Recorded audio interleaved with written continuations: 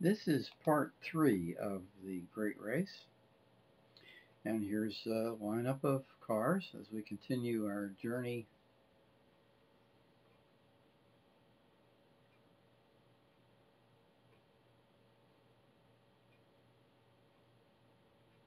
I remember that the middle car there, I remember seeing one of those at the Imperial Palace, their collection.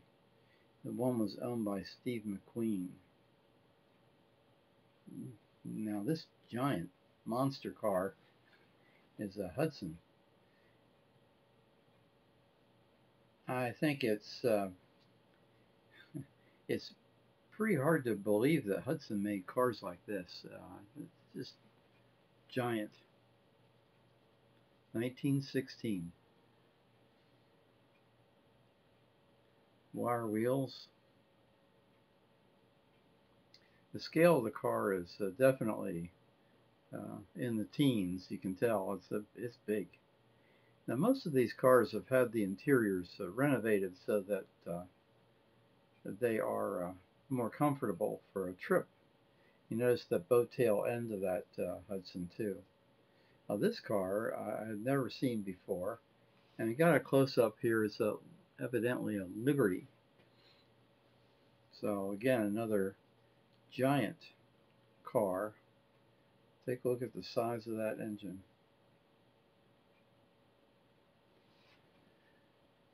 Now look at the polished valve cover.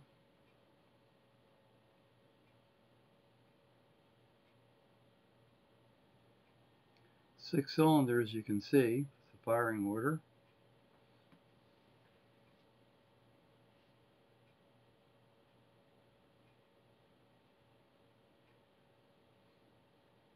Just a massive car.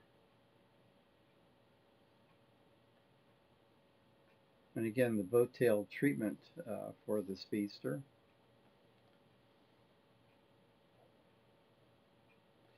And typical full post-war Ford and a couple 55 Chevys.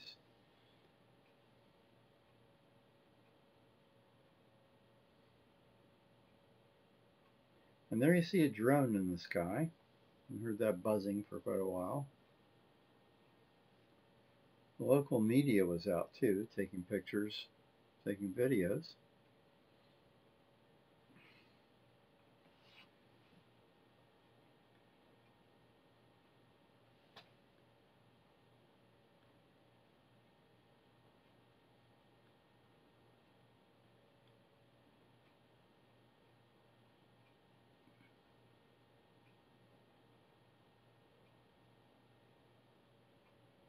Packard.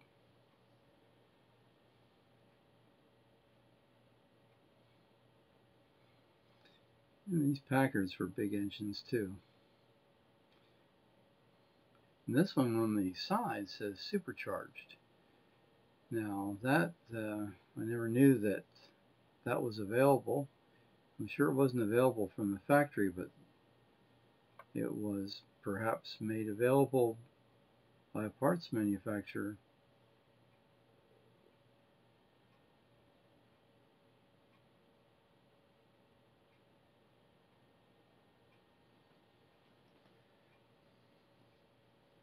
Mercedes, GTO, cars you would expect to see in a race like this.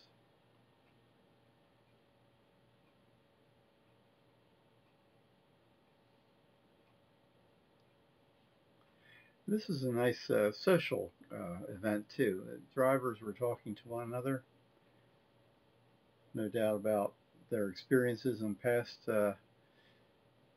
races. Now, this is Auburn Speedster. What a car. 1931, I believe. Massive.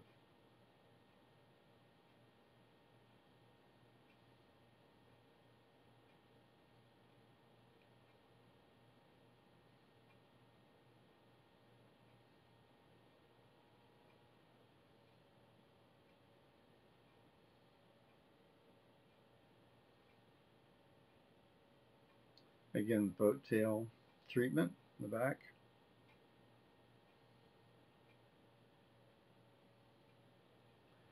It's helpful to check out the license plates on these cars because they oftentimes reveal the age of the car. There are examples of vintage license plates of that time. And in many states they're legal if you have it properly registered.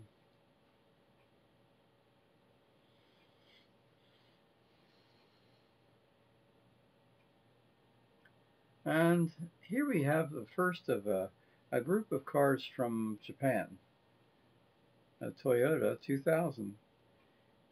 And it's interesting that these cars are not exactly like the models that were imported to the U.S. The domestic market in Japan was a little bit different. And of course there'd be right-hand drives in Japan.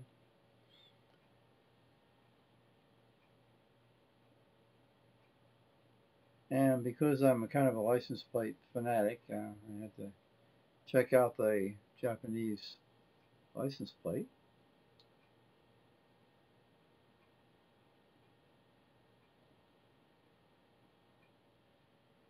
You can see that this team was from Osaka. Notice the cameras, forward and backward view. And again, the license plate.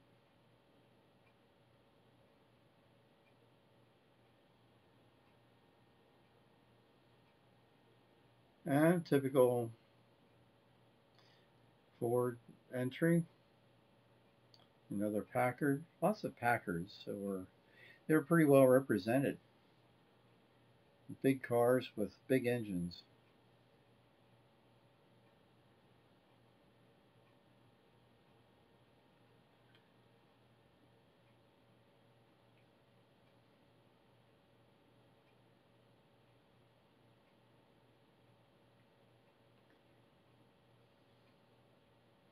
You can see these cars are really outfitted for with nice upholstery and make it as comfortable as possible with these long trips. There you see it's a 36 Packard. Yeah, 57 Chevy.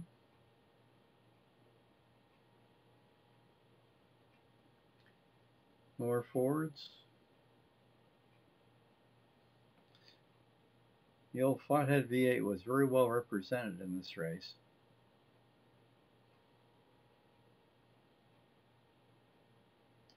Mercedes.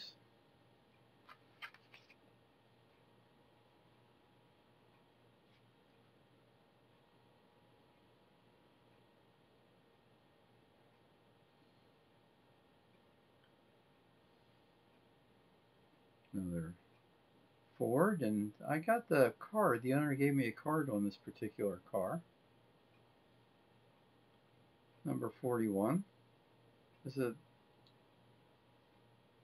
24 stud Ford flathead engine. 39 Ford transmission with Lincoln gears and Mitchell overdrive. 44 differential. Hildebrand quick change gear set. 39 Lincoln hydraulic drum brakes.